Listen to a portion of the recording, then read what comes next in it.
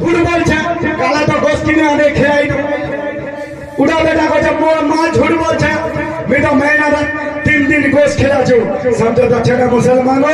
मां बाप ला पर तुम कोई एहसान नहीं जताए कोई एहसान नहीं करे दुनिया में तुम मां जुदा कर दिए मां दुनिया में जुदा कर दिए हाय मुसलमान बुढ़ा लोग तो मजदूरी करवा जाचे अपना बीबी को अपना एक तो मां चाने दीछे अल्लाह अल्लाह को खुदा दीछे एक तो मां चाने दीछे तीनों मियां बीबी पकाई खाचे लेकिन बेटा ला अपना बीबी लागले शॉपिंग करे बना छे अल्लाह अकबर मुसलमान बेटा बीबी के लिए शॉपिंग करे बना छे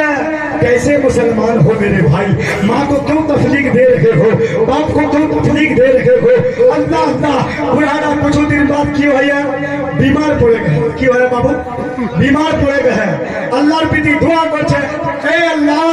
मिटाला बिस्ना लागे गनु अल्लाह लेकिन मोर शरीर के हयात मोर बीबी पूर्ण कलम होवे मी मोरवर बाप बेटा खिलाबे ना नहीं खिलाबे बहु खिलाबे ना नहीं खिलाबे अल्लाह को जे अल्लाह मी तो लिखे একটা झूठ बोलवा चाचू की कहे